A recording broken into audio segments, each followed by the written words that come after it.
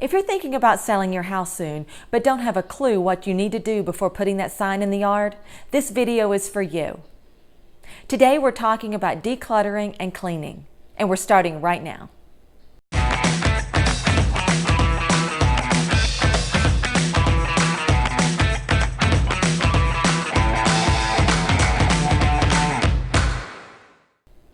My name is Teresa Fudge, and I am Suwanee, Georgia's running realtor. If this is your first time at my channel, welcome. I make new videos each week to teach you what you need to know about buying, selling, and living your best life here in the Suwanee, Georgia area. So hit that subscribe button and that notification bell. You don't want to miss a thing. As I discussed in my video about curb appeal, first impressions are everything. When a potential buyer walks into your home for the first time, you want them to see all the magnificent features of your home. You really want them to be able to envision living there in the space. In order to do this, we've got to declutter and clean that house. Otherwise, they're just not going to fall in love and make that offer. Decluttering the space really helps a potential buyer envision their things in the house. Decluttering will certainly make the cleaning project easier, so that's why we start there. The best approach is to take it room by room. So let's start with the kitchen. You're going to want to remove any of the small appliances there from the countertops. Go ahead and pack away any seasonal items or things that you don't use very often, like a fondue pot, a food dehydrator, maybe the turkey roaster.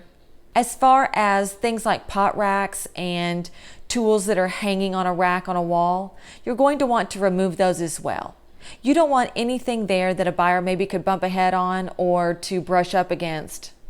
As far as pot holders and towels, you don't want to leave those hanging on a hook or on the oven door handle. You want to go ahead and put those away.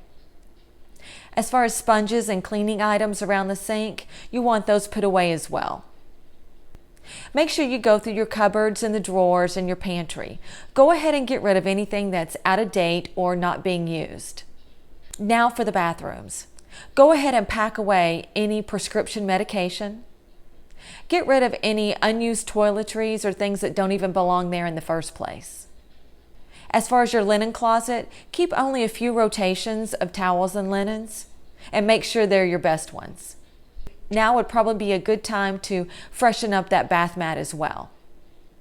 Put away any cleaning supplies you may be storing in the bathroom as well.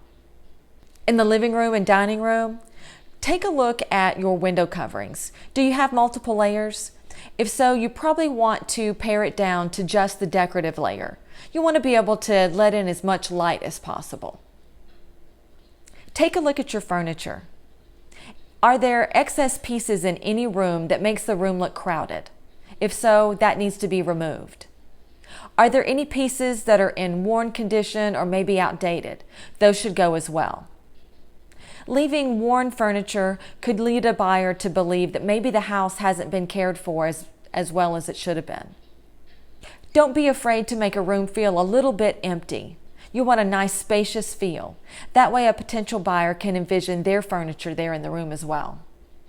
Clear out any stacks of books or magazines and newspapers you may have accumulated. Maybe keep just a few for accessories.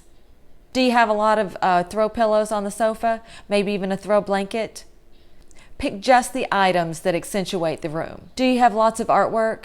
Pick just a few signature pieces. You don't want a buyer to miss your beautiful crown molding and upgraded baseboards. As far as throw rugs and area rugs, you may want to consider removing those completely.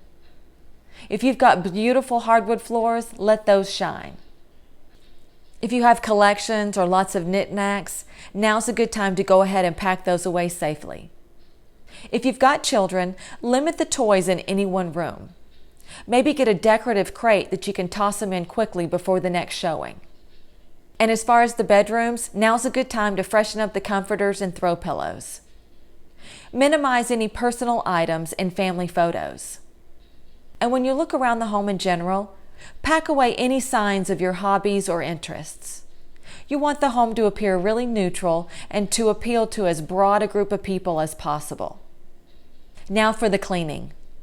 It is just not enough to vacuum the floors and dust the bookshelves. You're going to want to clean every light fixture, every ceiling fan. Make sure that you do a good job on any vent coverings. In the kitchen, the appliances have to sparkle. Make them look like new. The bathrooms, it's a really good time to freshen up any caulk around the tubs or shower stalls. Maybe even freshen up the grout. Every hard floor surface has to shine. Any carpeting or rugs, maybe even heavy draperies, now would be a good time to consider having it steam cleaned. Overall, this is really a deep cleaning. In fact, it's so important that the house be deep cleaned that you may even want to bring in a professional company. When you're cleaning those windows, make sure that you clean all the blinds and even the window surface itself, inside and out. Make sure you get the windowsill and all the framework around it. Make sure you do the smell test. If you've got pets, the goal is to neutralize the smell. You don't want to mask it with anything, any air fresheners or candles. You really want a potential buyer to walk in and not smell anything. I really hope you found the video helpful. If so, hit that like button. If I can help you get your house ready to sell, please reach out. I've put a link there in the description where you can get on my calendar.